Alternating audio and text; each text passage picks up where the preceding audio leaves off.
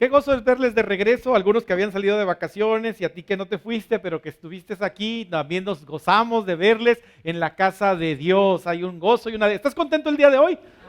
¿De veras estás contento? Amén. Bueno, hay muchas cosas que quieren robarnos el gozo, quieren robarnos la paz, y una de estas cosas es la preocupación. Estamos a punto de terminar la serie Don't Worry, Be Happy, no te preocupes, sé feliz. Y algunos de ustedes espero que ya hayan entendido los consejos y los principios que emanan de la palabra de Dios y que traen fuerza y sabiduría de Dios para vencer ese gran flagelo que es la preocupación. Y algunos dirán, ay pastor, pues cómo no me voy a preocupar, no oye ahí las balaceras aquí en la ciudad y luego en las calles, ¿verdad? Y mi pobre carrito ya no aguanta tanto bache, y empezamos a pensar en problemas, dificultades personales, maritales, paternales o de paternidad, ¿verdad? Que es el viendo el hijo hacia el padre. Y decimos, ¿cómo no me voy a preocupar? Pues la esencia de la palabra de Dios y la idea de este sermón es reconocer que si alguien tenía motivos para preocuparse, era el apóstol Pablo. Si alguien tenía motivos para preocuparse, era el apóstol. Hubo un desacuerdo entre sus hermanos en Filipos, una iglesia que él amaba, una iglesia que él había sembrado, había apoyado para que el liderazgo asumiera su responsabilidad y empezara a servir, y ahora ya no estaba ahí, y entonces había habido un desacuerdo y él no podía ayudarles porque estaba en prisión. No tenemos idea de lo que causó la disputa entre Evodia y Síntique, pero fuera lo que fuera, estaba dividiendo a la iglesia estaba bien polarizada y Pablo amaba esa iglesia. Y entonces estaba en esa tensión, ¿verdad? Y por si fuera poco, había no solamente la posible división de Filipos, sino también había un conflicto en Roma, había una división entre los creyentes en Roma, y él lo mencionó, ¿verdad? Al principio, y dijo, ¿verdad? Algunos andan ocupados en lo suyo y no les interesa la obra del Señor, y estaba triste, ¿verdad? Y algunos ahí en Roma pues decían, no, este no es un apóstol, es un charlatán, es un embustero, y otros decían, no, verdaderamente es un apóstol del Señor, hay que bendecirlo, hay que estar al pendiente de él. Y entonces tenía el conflicto de Filipos, tenía el conflicto en Roma, y además de estas cargas estaba y pendía sobre él la posible ejecución. Tenía que enfrentar a César y al César, y en esa situación se iba a decidir nada más de dos sopas: o lo dejaban en libertad o lo ejecutaban. Pero pues él en todo momento tenía una excusa para preocuparse. Más que nosotros, él estaba en una situación preocupante, pero ¿saben qué me llama la atención? Que no lo hizo, no dejó que la preocupación ganara terreno en su vida, como muchas veces nosotros dejamos que la preocupación gane terreno y ahí andamos hechos un nudo de preocupaciones. Y el problema no es que estemos hechos un nudo de preocupaciones, sino después no encontramos cómo deshacer el nudo, ¿verdad? Ya no le encontramos, estamos como cuando empezamos a hacer la bola de estambre y después ya no le hallamos la punta, ¿verdad? Para deshacerlo. Pero curiosamente, no solamente no se preocupó, sino que en lugar de preocuparse, tomó tiempo para explicarnos a través de la epístola a los filipenses el secreto de la victoria sobre la preocupación. Y yo digo amén por la vida de este hombre, porque aprendemos grandes lecciones para tener victoria sobre la preocupación. Y vámonos ubicando primero en qué significa la preocupación, ¿verdad? La preocupación. Bueno, la palabra dice que estamos mal, preocupados, ocupándonos antes de tiempo que ahora todavía no, algo que todavía no es tiempo de. Personas que dicen, ay, estoy preocupado, ¿verdad? Porque, pues, híjole, ya mi hija, pues, se va a casar. ¿Y con quién se va a casar? Se va a casar con un buen hombre. Estoy tan preocupado, preocupada, ¿verdad? Por eso. ¿Y cuántos años tiene tu hija? 2 añitos. Espérate, mejor preocúpate ocúpate en educarla, darle principios y valores para que cuando llegue a los 35, 40, había varias jovencitas que decían, oh, pastor. Cuando lleguen los 35, los 40, sepa escoger un buen hombre, ¿verdad? Algunas jovencitas dijeron, bajen ese pastor. Entonces, preocupación, ocuparnos de algo cuando todavía no es tiempo. Pero vamos a profundizar en la etimología de la palabra. Ay, palabra dominguera, ¿verdad? La palabra griega traducida en la versión 60 como afanosos, porque dice, por nada estéis afanosos. La palabra en el verso 6, traducida como afanosos, significa ninguna otra cosa, sino en el literal griego, del verbo griego, significa ser jalado en direcciones opuestas. Y eso es la preocupación. Por un lado, las esperanzas me están jalando, no, esto se va a poner mejor, esto va a pasar, pero por otro lado, los temores me jalan en otra dirección. No, esto no tiene remedio, la verdad es que si no hago algo y estamos desesperados, y entonces las esperanzas me jalan hacia un lado, los temores hacia otro lado, y en medio estoy siendo ahorcado. Eso es lo que significa la preocupación, ¿sí? Y eso nos empieza a acabar. La raíz de donde proviene la palabra preocupación significa literalmente estrangular. Y si alguna vez has estado preocupado, de verdad preocupado, sabes que la preocupación nos hace sentir como que alguien nos está ahorcando, como que nos está estrangulando, nos falta el aire, la angustia y la desesperación de sentir como que ya vamos a morir estrangulados. De hecho, la preocupación produce consecuencias físicas, jaquecas, dolores de cuello, úlceras, dolores de espalda, ¿sí? Y entonces la preocupación nos daña físicamente, ¿sí? Muchas personas le dicen, ya no se esté preocupando, hombre, ya no se esté preocupando. Quiere salir del hospital, deje de preocuparse, ¿verdad? Es que mis chiquitos, ¿qué va a hacer de ellos? Pues ¿cuántos años tiene su hijo? 30 y 40, ¿verdad? Entonces ahí está usted preocupado en el hospital y pues no sale del hospital. La preocupación también afecta a nuestros pensamientos. ¿Sabía usted que la preocupación afecta a nuestros pensamientos? Empezamos a ver moros con trinchete. Pensamos que todo el mundo la trae contra nosotros, que todo el mundo nos ataca, que todo el mundo no nos quiere, ¿verdad? Y ay, es que me lastimas mucho, me haces mucho daño. ¿Y yo qué hice? La otra persona, ¿qué hice? No sabe, y por más que le escarba no encuentra dónde, ¿verdad? ¿Por qué? Porque la preocupación también afecta nuestros pensamientos y la percepción que tenemos de las cosas. Nuestra digestión, ¿sí? Usted piensa que el burrito es el que le hizo daño en la noche, ¿verdad? ¿Verdad? No, a veces es la preocupación, ¿verdad? La que hace que ahí ande su estómago. ¿Por qué? Porque también afecta nuestra digestión, incluso nuestra coordinación. Usted va preocupado y se le ocurre manejar. ¿Y sabe usted que manejar preocupado también es como andar un poco ebrio? Porque preocupado empieza a manejar y como no tiene correcta la percepción de las cosas, de repente se pasa el semáforo y ¡pum! Ya causó un accidente. O van preocupado, tenso y no tiene coordinación y atropella a un pobre peatón que nada tiene que ver, ¿verdad? Entonces, desde el punto de vista espiritual, eso ya lo vimos desde el punto de vista físico, pero desde el punto de vista espiritual, la preocupación, grábese bien esto, es pensar incorrectamente, la mente. Empieza usted a pensar incorrectamente, no, Dios no me quiere, ya los hermanos no oran por mí, ya nadie me busca, y empieza a pensar incorrectamente y su mente empieza a hacerse un nudo de preocupación. Y luego, espiritualmente hablando, preocuparse también es sentir incorrectamente. Ya después de la mente, le empieza a mandar señales al corazón y, ay, siento que me muero, soy solo, nadie le importo, ¿sí? Ahora, pensar y sentir incorrectamente ¿sobre qué? Sobre circunstancias, sobre gente, sobre cosas, y entonces le damos fuerza a la preocupación y se convierte en el más tremendo flagelo y ladrón del gozo. Y usted dice, ¿qué tengo que hacer? Y pensamos, no, yo ya no me voy a preocupar. Que los chamacos hagan lo que les dé la gana. Que el marido haga lo que quiera, ¿verdad? Esta mujer ya no me voy a preocupar, que haga lo que le dé la gana, ¿verdad? Sin embargo, no es suficiente hacer el propósito de dejar de preocuparse. No es suficiente. Una expresión de los labios no me va a ayudar a dejar de preocuparme.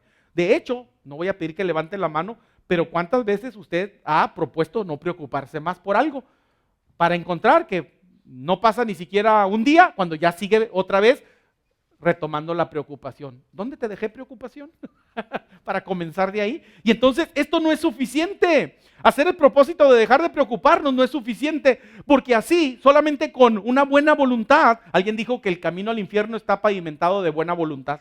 ¿Me explico? Sin embargo, no es suficiente hacer el propósito de dejar de preocuparme, porque así nunca va a poder usted subyugar al ladrón del gozo.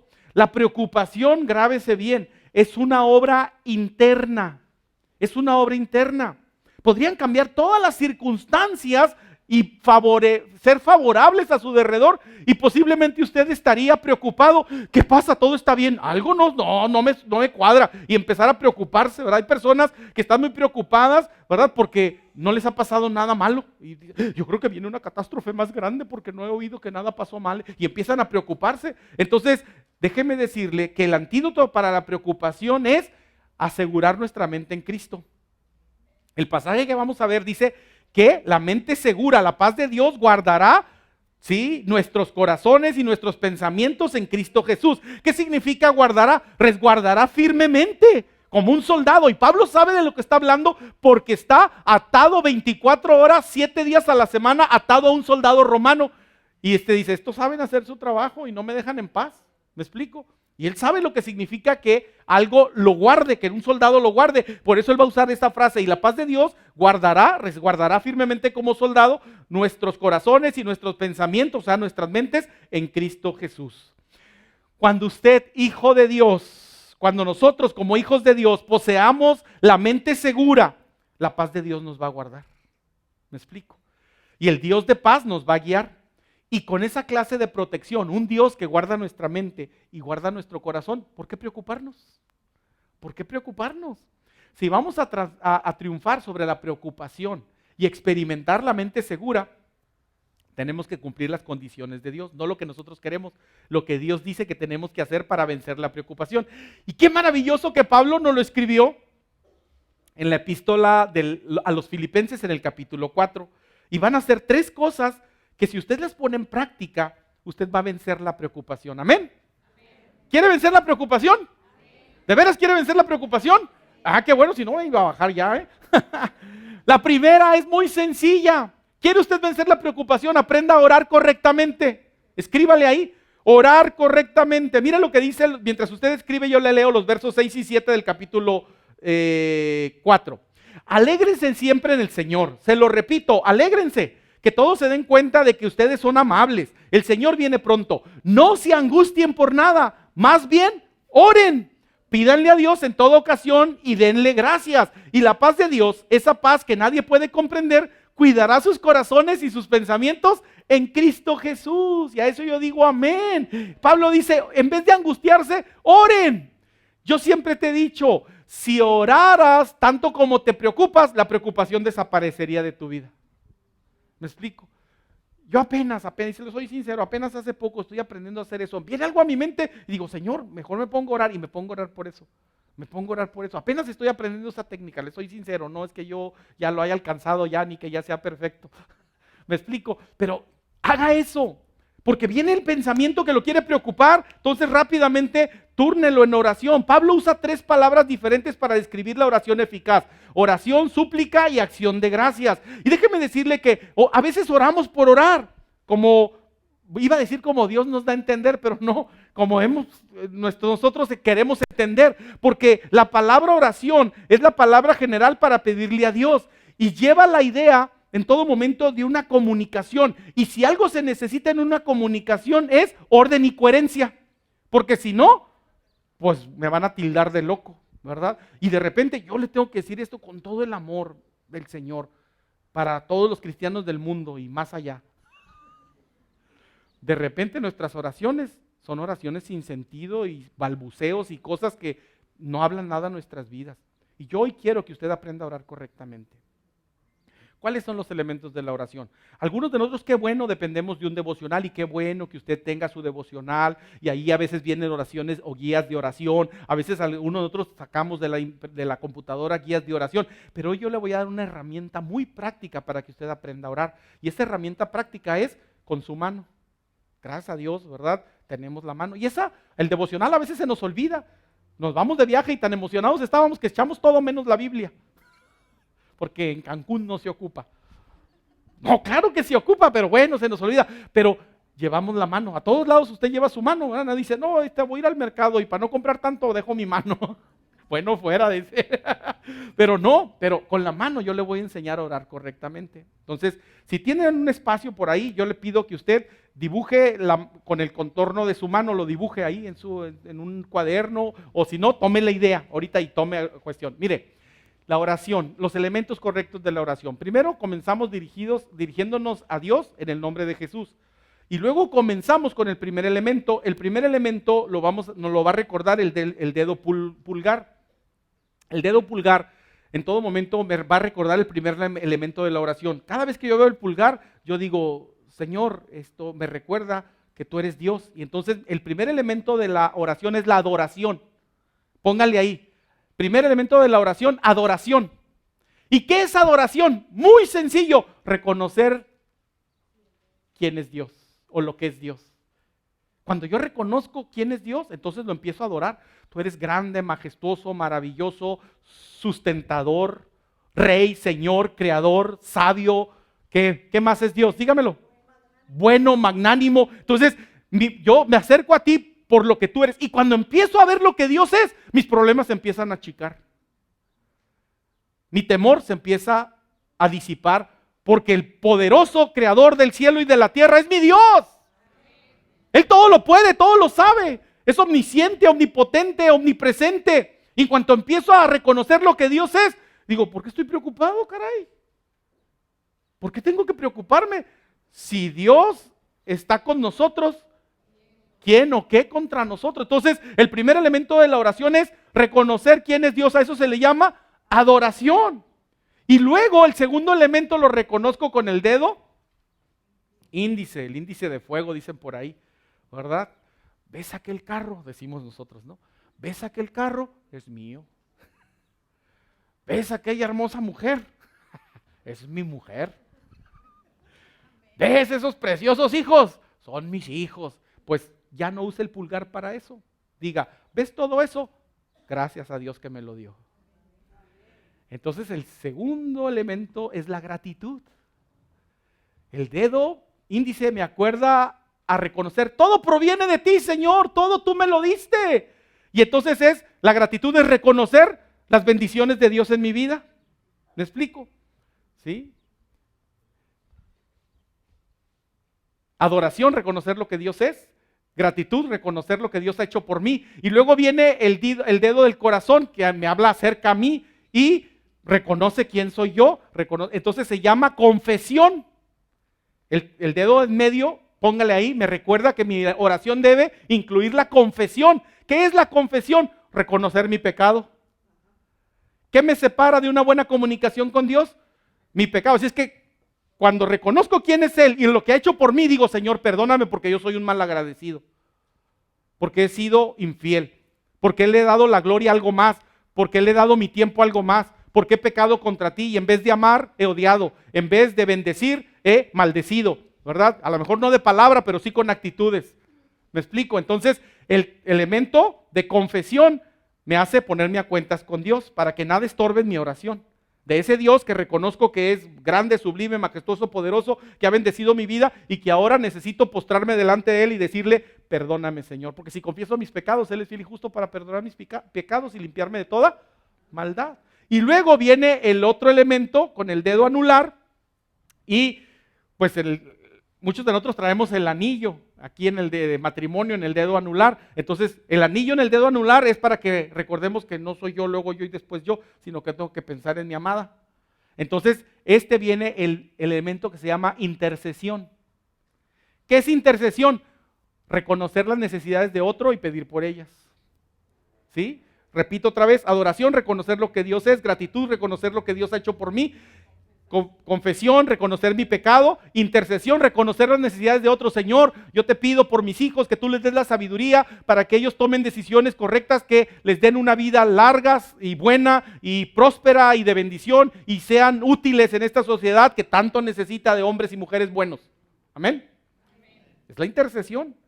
¿Sí? Señor, te pido por mi suegra porque está enferma, te pido por mis abuelos que tienen dificultad y de qué manera puedo ayudarlos, Señor, ayúdame para ser de bendición para ellos. Entonces, eso es el otro elemento que se llama intercesión. Y por último, el más pequeñito, ya se enfoca en mi petición, reconocer mis necesidades.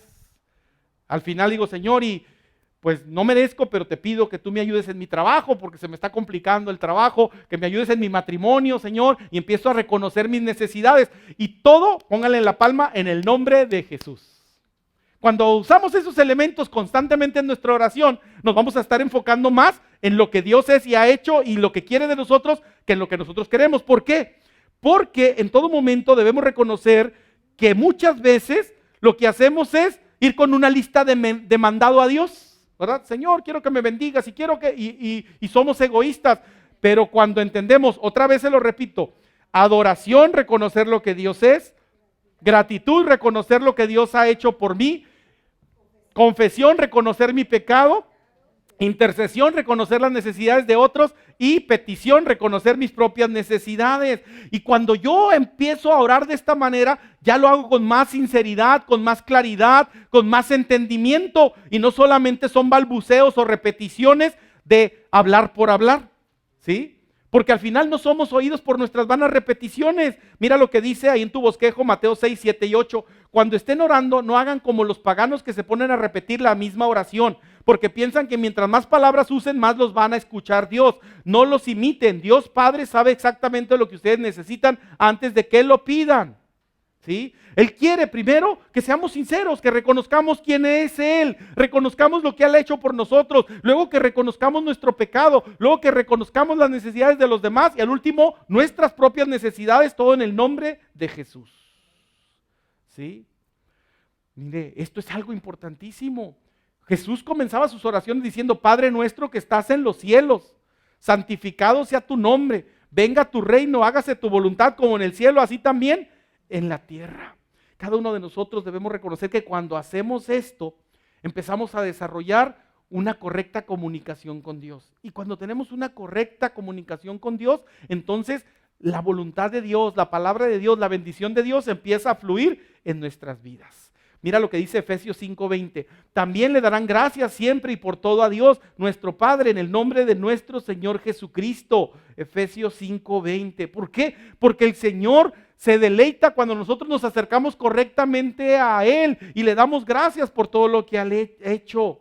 ¿Te acuerdas que hay una historia en la Biblia donde 10 leprosos vinieron a Jesús para que los sanara?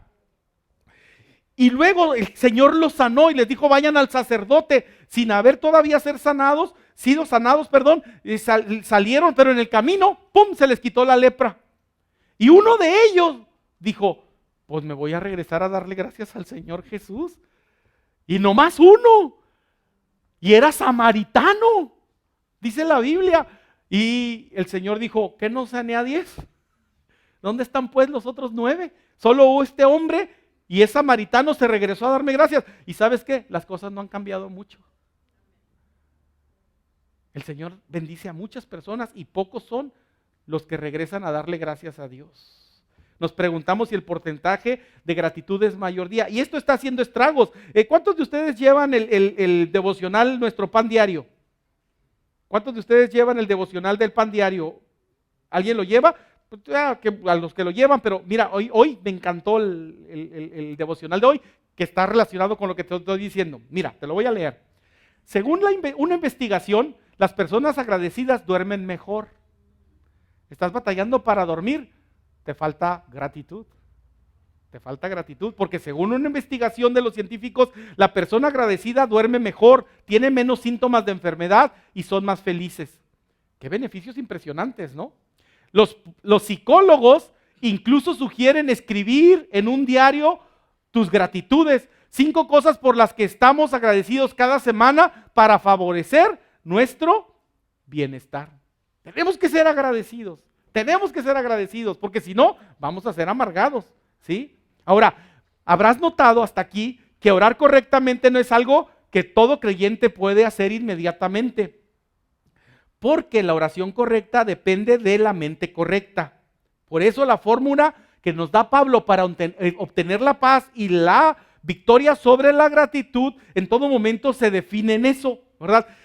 En el capítulo 1 nos dijo: tienes que tener una mente sencilla. ¿Y cuál es la mente sencilla? La que reconoce que Dios es Dios y no trata de ser Dios. ¿Me explico? Si tenemos la mente sencilla, entonces podremos adorar a Dios correctamente, porque ¿cómo puede una persona de doble ánimo adorar a Dios? Y luego en el capítulo 2 nos dijo que teníamos que tener la mente sumisa, ¿sí? Para poder saber qué pedirle a Dios, qué suplicar a Dios, tenemos que tener una mente sumisa, porque el orgulloso piensa que no necesita nada, que no tiene, yo no necesito tu ayuda, ¿me explico?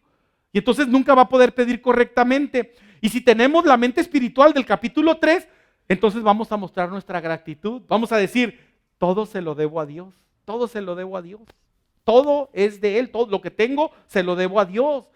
Pero una persona que piensa que ha logrado por su reconocimiento, por su capacidad, por su talento, por su habilidad, entonces no le va a dar gracias a Dios porque piensa que lo que tiene se lo ganó y le costó y se lo merece. Sí, en otras palabras, debemos poner en práctica la enseñanza del capítulo 1, del capítulo 2 y del capítulo 3 si queremos experimentar la paz de Dios del capítulo 4. ¿Hasta aquí vamos? Sí. Y Pablo nos aconseja, pues nomás oren por todo, aprendan a orar correctamente. No se preocupen por nada, oren por todo. Esa es la amonestación de Pablo. ¿Estás orando por todo o estás preocupándote? Nomás dos opciones, ¿sí? Y por todo significa por todo, no solamente por los problemas grandes, por las piedritas. Alguien dijo que a veces son las piedritas los que nos hacen renegar. ¿Me explico? Aguantamos tensiones, pero ahora sí que la rutina diaria es a veces donde tronamos. ¿Por qué? Necesitamos hablarle y decirle, Señor, ayúdame para lidiar también con las pequeñas zorras que hacen grandes estragos en mi campo, ¿verdad? Entonces, el resultado es la paz de Dios, ¿sí? El corazón, sentimientos correctos, la mente, pensamientos correctos. Porque si yo dejo que la mente agarre vuelo y los pensamientos y los sentimientos agarren vuelo, entonces lo más seguro es que voy a tener problemas. ¿Quiero experimentar la paz de Dios? Mira, Romanos 5:1, léelo conmigo. Ahí está en tu bosquejo. Así que ahora que Dios nos ha declarado justos por haber creído, disfrutamos de la paz con Dios gracias a lo que Jesucristo nuestro Señor hizo por nosotros. ¡Wow!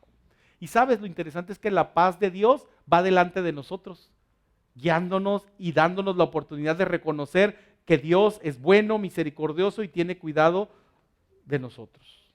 Y este ejemplo lo hallamos en personas como por ejemplo Daniel. ¿Has leído la historia de Daniel? ¿Dónde terminó Daniel por obedecer a Dios? En el foso de los leones. ¿Y tú crees que estuvo como muchas de nosotros que estamos ante un problema? Él estuvo en el foso de los leones y no se puso como león, desesperado. No, él sencillamente se puso a alabar a Dios. Y estuvo en paz. Y curiosamente, el rey que amaba a Daniel, pero presionado por los enemigos de Daniel, había hecho o terminado haciéndoles casos y puesto a Daniel en el foso de los leones, no pudo dormir en toda la noche. En cama de California King Size, ¿verdad? ¿Cómo se llama ese material, el nuevo colchón? Memory foam, ¿verdad? Y seguramente con uno que otro esclavo echándole aire. Y no pudo dormir. Y Daniel, en el foso de los leones, tranquilo y en paz. Dice el relato bíblico que cuando el rey tan pronto clareó, salió corriendo al foso de los leones a buscar a Daniel y hasta acá oyó sus gritos de desesperación.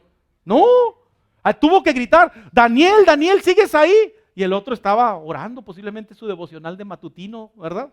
Como lo hacía. Y leones, pórtense bien, no sean comelones. Les dio su último consejo a los leones y fue sacado sin ningún rasguño. Nosotros no hemos experimentado el foso de los leones, hermanos. Ay, pastor, no has experimentado el foso de los leones, mi amado. ¿Sí? Has tenido encontrones con algún león o con alguna leona, pero no has estado en el foso de los leones. ¿Me explico? Tienes que entender esto. Sadrac, Mesac y Abednego. ¿Dónde terminaron por obedecer a Dios? En el horno ardiente, 7 veces más caliente que lo normal, tanto así que los soldados que los arrojaron ahí fueron consumidos por el fuego y ellos se paseaban como si nada, ¿verdad? Y salieron sin un cabello chamuscado y ni siquiera olor a humo. Y qué hermoso. ¿Por qué tenían la paz de Dios? Porque su mente dijo, nosotros confiamos en Dios y seguros estamos de que Él nos va a guardar contra tu edicto rey y contra el daño que nos quieres hacer. Tenían su mente segura y su corazón confiado. ¿Me explico? Tú no has estado en el horno ardiente. ¿Por qué te desesperas y por qué te preocupas? La primera condición para tener la mente segura y la victoria sobre la preocupación es de orar correctamente. La segunda es pensar correctamente. Escríbelo, por favor. Sí, entonces ya aprendimos a orar correctamente. Entonces, orando correctamente, el Espíritu Santo de Dios nos va a guiar para que empecemos a pensar correctamente. Mira lo que dice el versículo 8.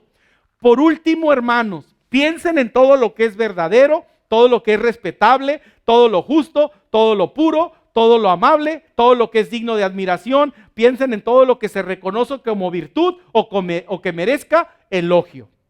¿Sí?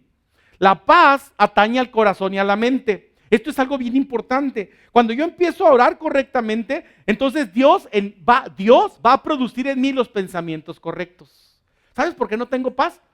Porque no oro correctamente. Y entonces el enemigo empieza a sembrar. No, nadie te quiere, te tienen envidia y no, mira, y cuídate hasta de tu pareja porque en cualquier ratito te hace el daño y empezamos, ¿verdad? Si tú no te quieres, nadie más te va a querer. Y empiezas a pensar incorrectamente, ¿verdad? Y debemos reconocer que esto no puede pasar. La paz atañe al corazón y a la mente. Me encanta Isaías 26:3, memorízalo si puedes.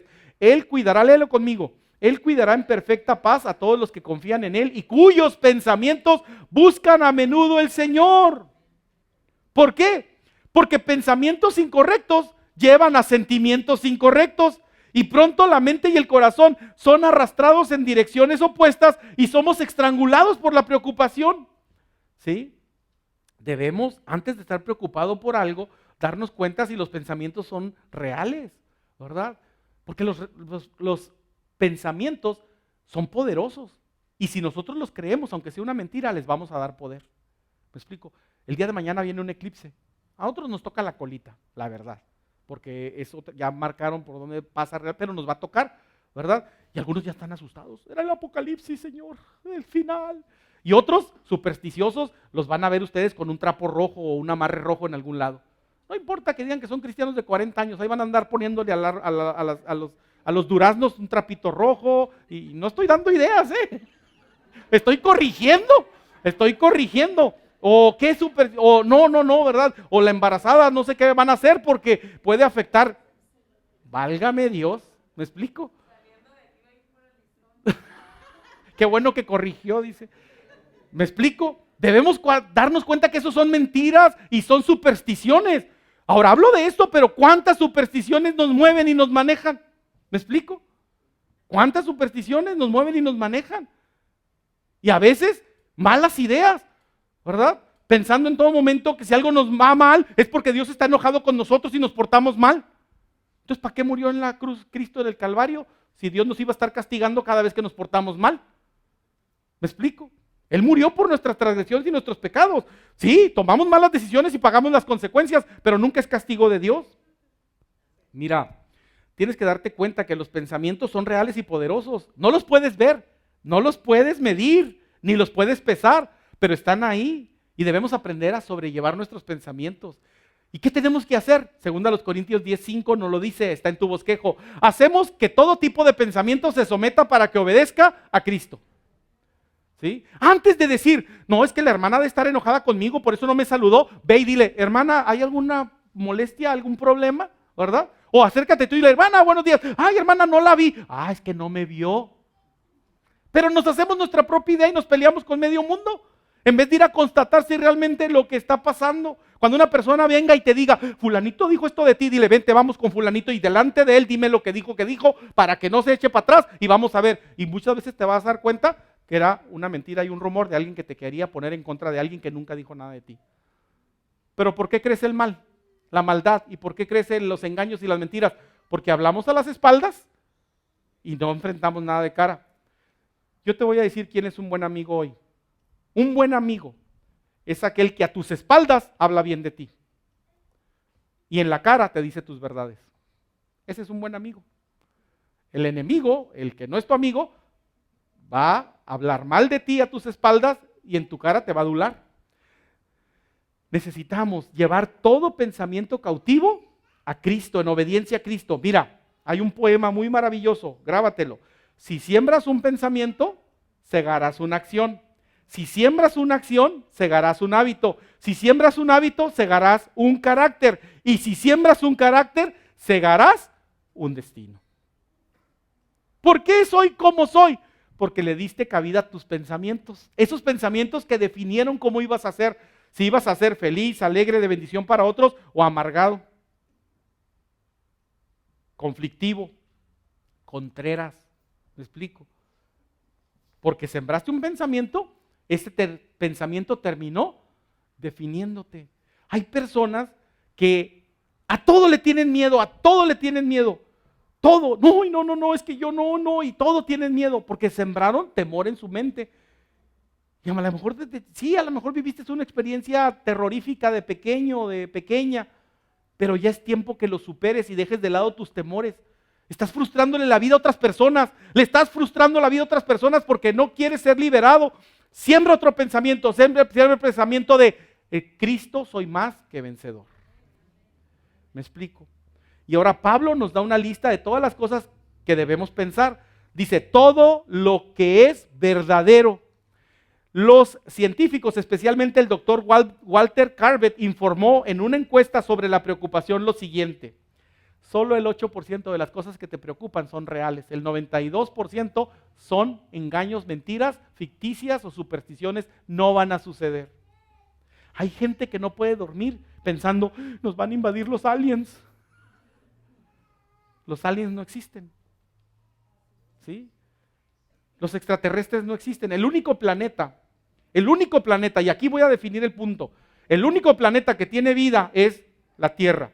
Porque si no, Dios es un mentiroso. Porque si no, Dios es un... Ay, pero ¿qué tal si Dios lo esconde? Entonces es un engañador. Porque nos dice las verdades a medias. El único planeta que tiene vida es la Tierra.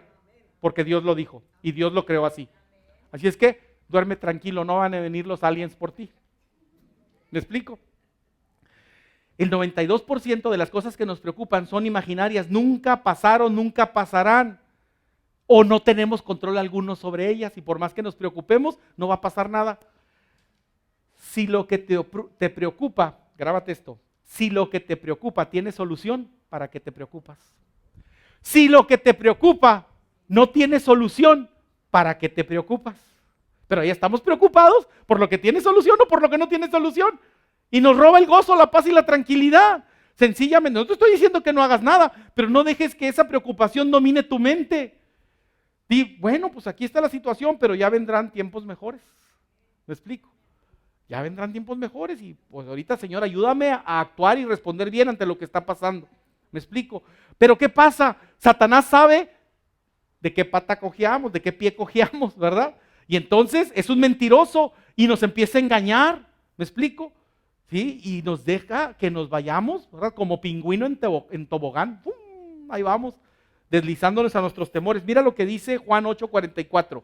Ustedes son de su padre el diablo, Jesús hablándole a los fariseos. Ustedes son de su padre el diablo y quieren cumplir los deseos de él. Desde el principio el diablo ha sido un asesino y no se mantiene en la verdad porque no hay verdad en él. Él es mentiroso por naturaleza y por eso miente. Él es el padre de la mentira. Y como padre de la mentira y de lo malo, quiere corrompernos.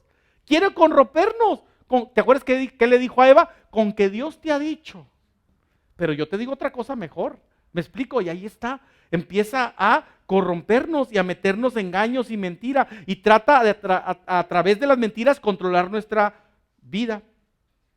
Cuando tú le crees a las mentiras y a los engaños de Satanás, ¿a quién le estás dando cabida? Al diablo. Por eso la Biblia dice, ni deis lugar o cabida al diablo. Te voy a poner un ejercicio para que entendamos esto. Siempre que nosotros queremos evadir una responsabilidad o atender algo que no nos conviene, una reunión o que no estamos o no nos llama la atención, buscamos una buscamos una excusa. Y cuando tenemos la excusa perfecta, nos gozamos. Vieja, ya tengo la excusa perfecta para no ir a la boda fulana, que no tenemos ganas. O ya tengo la excusa perfecta para no comprometerme en este ministerio. Y nos gozamos cuando tenemos la excusa perfecta, ¿verdad? ¿O tú eres más santo que yo? Ah, qué bueno que reaccionaste. ¿No es cierto que nos gozamos cuando tenemos la excusa perfecta para evadir una responsabilidad? A ver, sean sinceros, a ver yo, ¿sí o no? Sí. Ah, qué bueno. ¿Saben quién nos dio la excusa perfecta? Satanás. Bien, camarada. ¿Es lo que le estamos diciendo? Bien, amigo, tú sí sabes cómo sacarme de mis problemas. La próxima vez que tengas la excusa perfecta, cae de rodillas pidiéndole perdón a Dios. Y dice, Señor, ¿qué estoy haciendo? Haciéndole caso al diablo. ¿Me explico? Porque le estoy dando ventaja a Satanás. Todo lo honesto, todo lo justo. Esto significa digno de respeto, recto, ¿sí? Hay muchas cosas que no son respetables y no debemos estar pensando en ellas, ¿sí? No significa que vamos a esconder la cabeza en la arena, ¿sí? Sino que en todo momento tener cuidado y filtrar lo que pasa en nuestras vidas, lo que pasa en nuestro corazón. Cada uno de nosotros debemos reconocer esa realidad y poder vivir de acuerdo y conforme a la voluntad de Dios. Y luego la lista continúa, ¿no? Que dice también que todo lo recto, todo lo puro, si hay virtud alguna, ¿qué dice? En esto, pensar. Cada uno de nosotros debemos reconocer esa realidad de lo que Dios quiere hacer en nuestras vidas y en nuestros corazones, porque estamos sembrando un carácter y el carácter que queremos sembrar es el carácter de Jesús. Todo lo puro, todo lo amable, si hay virtud alguna, si hay algo digno de alabanza, en eso pensar. Y esos pensamientos son solo consecuencia de pasar tiempo con la palabra de Dios.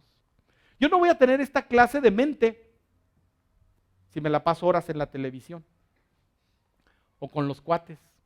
Esta clase de pensamientos son el resultado, esa clase de mente y pensamiento es el resultado de pasar tiempo en la palabra de Dios. Mi invitación aquí es, hazte un asiduo lector de la palabra de Dios. ¿Qué dijo el salmista? En mi corazón he guardado tus dichos para no pecar contra ti.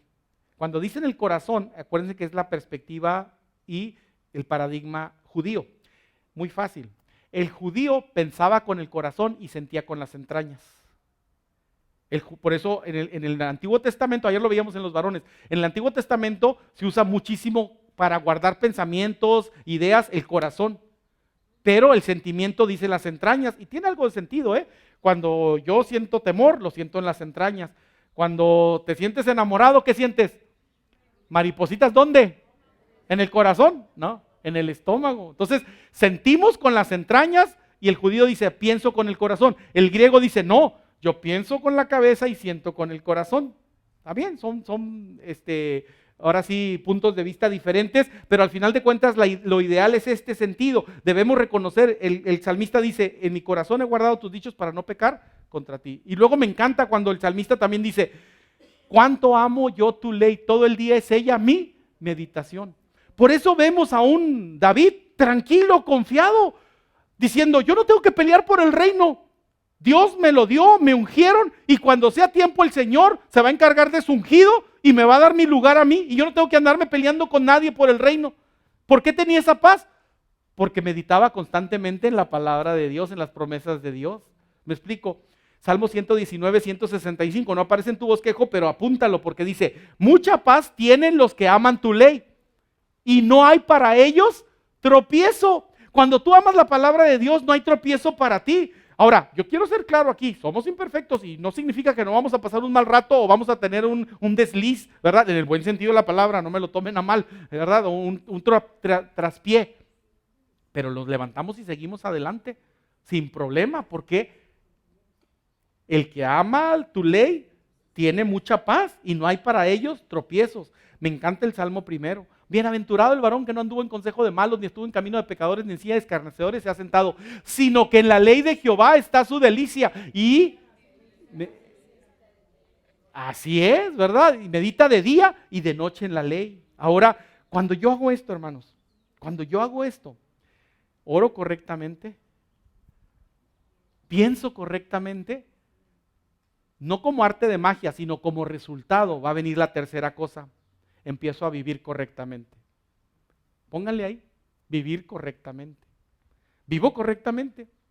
El versículo 9 del capítulo 4, Pablo termina diciendo, practiquen lo que han aprendido, recibido y oído de mí y lo que han visto en mí, y obrando así el Dios de paz estará con ustedes. Escúchame, amado, no se puede separar la acción externa de la actitud interna. Puedes fingir todo lo que quieras, ¿verdad? Pero tarde o temprano la realidad te va a golpear. La realidad va a salir a la luz. Y lo vemos. Tengo que ser un poco más explícito y claro y abrir los ojos para ver esto y decir, pero es que 30 años me dijo que me amaba y en el 31 se fue con otro. 30 años te fingió. No era amor, ni se cultivó el amor. No se puede separar la acción externa de la actitud interna. Tarde o temprano lo que realmente hay en tu corazón va a salir a la luz. Va a salir a la luz. A veces se requiere mucha atención para que salga tu realidad. Otras veces tantita atención y explotas. ¿Me explico? Y nada como el chavo de que se me chispoteó. No, eso es lo que Jesús dijo, de la abundancia del corazón habla la boca.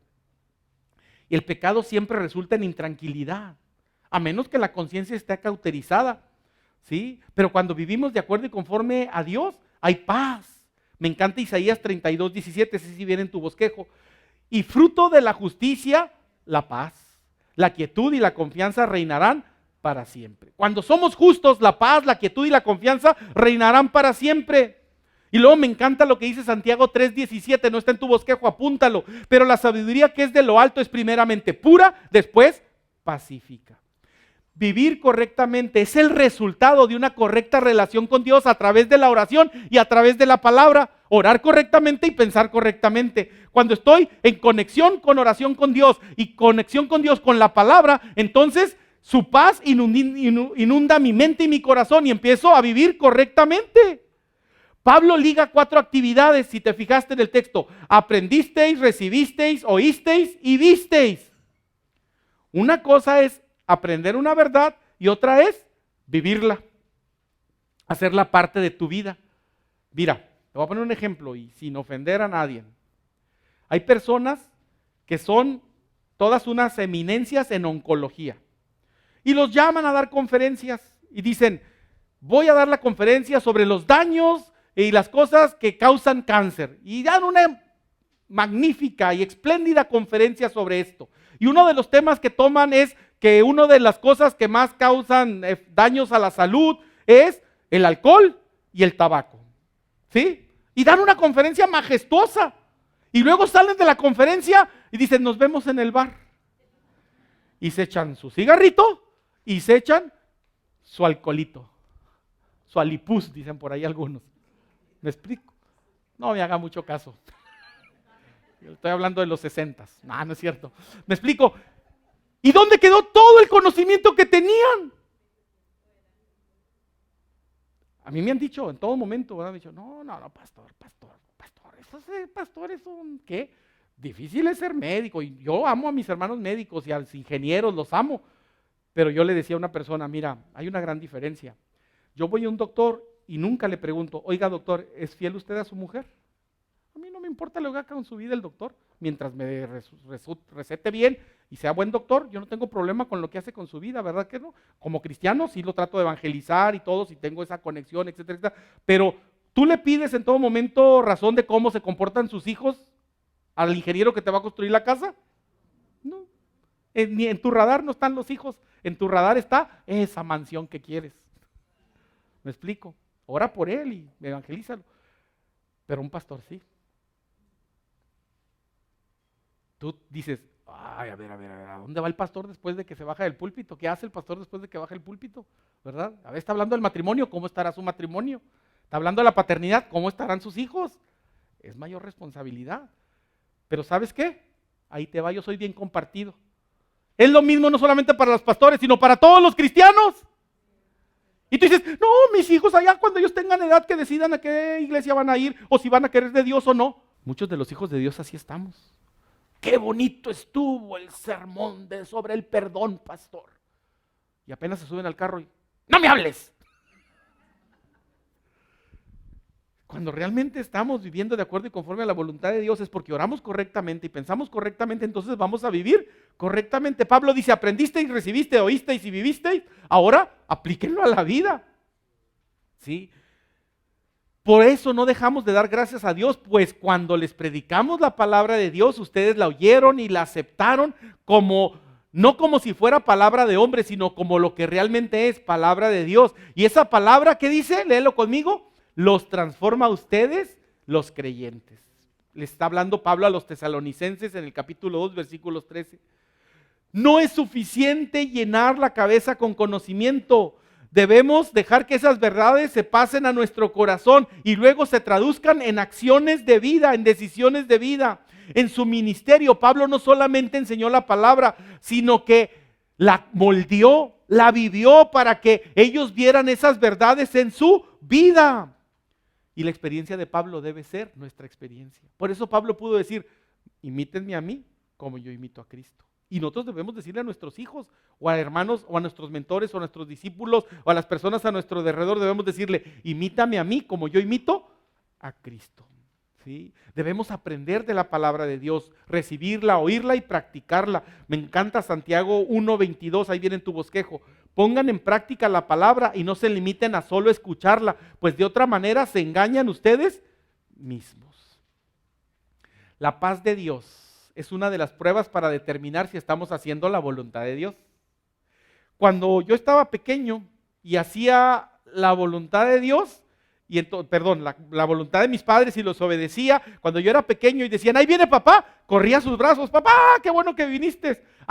Pero el día que yo me había portado mal y decían, ahí viene papá, no corría hacia él, corría en dirección contraria y me metía abajo de la cama, ¿verdad? Y luego Isaí, nadie sabía dónde estaba Isaí, hasta que mi mamá me encontraba dormido abajo de la cama porque ya estaba asustado y me quedaba dormido, ¿verdad? No, y eso sí fue real. ¿Me explico? Y así estamos. ¿Cómo queremos tener paz y tranquilidad si sabemos que hemos ofendido a Dios? Pero si confesamos nuestros pecados, Él es fiel y justo para perdonar nuestros pecados y limpiarnos de toda maldad. Por eso dice Colosenses 3:15, y la paz de Dios gobierna en vuestros corazones y mentes en Cristo Jesús. Si estamos caminando en la voluntad del Señor, entonces vamos a estar caminando en la paz de Dios. Y el Dios de paz, ¿sabes? Va a empezar a ejercitar su influencia sobre nuestros corazones. Y es en todo momento un círculo de bendición, un círculo de bendición. Cada vez que desobedecemos, perdemos la paz. Cada vez que nos portamos mal y pecamos, perdemos la paz.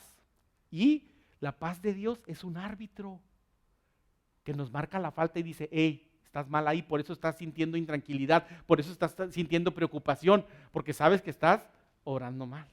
¿Me explico? Y es una manera como la paz de Dios nos llama la atención. Así es que recuerda, orar correctamente, pensar correctamente y vivir correctamente. Los tres son los requisitos para tener la mente segura y la victoria sobre la preocupación. ¿Sí? ¿Qué tenemos que hacer? Orar correctamente, pensar correctamente y vivir correctamente. Mira, hay algo bien interesante. Siempre hay unas comparaciones que se hacen en la Biblia. Y así como Filipenses, capítulo 4, es el capítulo de la paz, Santiago capítulo 4 es el capítulo de la guerra. A ver, alguien vaya y busque Santiago 4:1 y léalo, por favor. Así como Santiago 4 es el capítulo de la paz, pero Filipenses 4 es el capítulo de la paz, Santiago 4 es el capítulo de la guerra. Y comienza diciendo con una pregunta. A ver, ¿quién lo encontró? Esgrima. ¿De dónde vienen las guerras y los pleitos entre vosotros? ¿No es de vuestras pasiones, las cuales combaten en vuestros miembros? Codiciáis y no tenéis, matáis y ardéis de envidia y no podéis alcanzar. Combatís y lucháis, pero no tenéis lo que se deseáis porque no pedís. Pedís y no recibís, porque pedís mal, para gastar en vuestros deleites. Oh almas adúlteras, ¿no sabéis que la amistad del mundo es enemistad contra Dios? Dijimos en Filipenses que la paz de Dios era orar correctamente, pensar correctamente y vivir correctamente. Ahora en Santiago nos dice, primero, oran incorrectamente, pedís y pedís mal. Y luego, piensan incorrectamente, purifiquen sus corazones, no tengan doble ánimo. ¿Sí? Entonces ahí está. Necesitamos reconocer. Y por último, vivimos incorrectamente. ¿No saben que la amistad del mundo es enemistad contra Dios? ¿Te fijas? ¿Cómo estamos viviendo? ¿Según Filipenses 4 o según Santiago 4? Yo te invito en el nombre de Jesús para que en este momento oremos y pensemos y vivamos correctamente y que podamos vencer la preocupación. No hay necesidad de afanarse. La preocupación es un pecado. Y cada uno de nosotros debemos en todo momento reconocer y decirle, Señor, yo ya no quiero vivir en Santiago 4. Yo quiero vivir en Filipenses 4. Yo quiero aprender a orar correctamente. Ya te dije cómo orar correctamente. Primero, adoración, reconociendo quién es Dios. Segundo, gratitud, reconociendo qué ha hecho por mí. Confesión, reconociendo mi pecado; intercesión, reconociendo las necesidades de otros; y petición, reconociendo mis necesidades. Todo en el nombre de Jesús. Y luego empiezo a pensar correctamente, pensar en todo lo bueno, todo lo recto, todo lo justo, lo que es de buen nombre. Si hay virtud alguna, en eso pienso. Y entonces la paz de Dios, que sobrepasa todo entendimiento, guardará mi corazón en Cristo Jesús y me ayudará a vivir una vida recta y correcta delante de Dios. Yo te invito a que te pongas de pie y le digas al Señor: Señor, yo quiero hacer esto en mi vida, porque esta angustia me está matando, dice la canción, ¿verdad?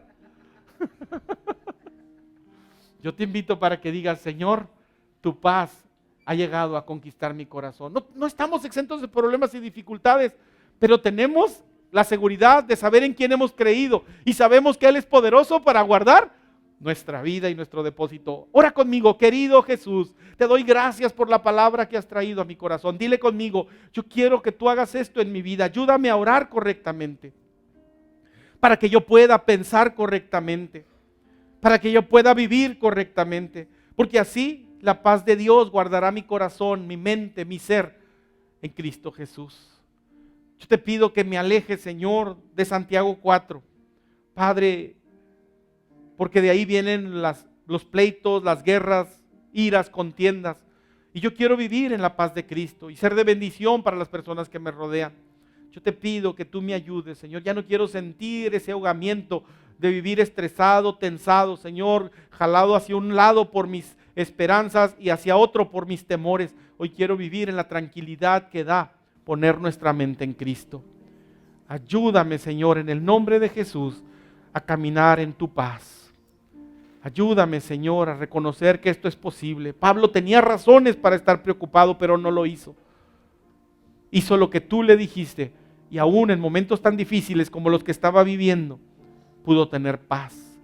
Yo quiero experimentar lo mismo en tu nombre, Señor.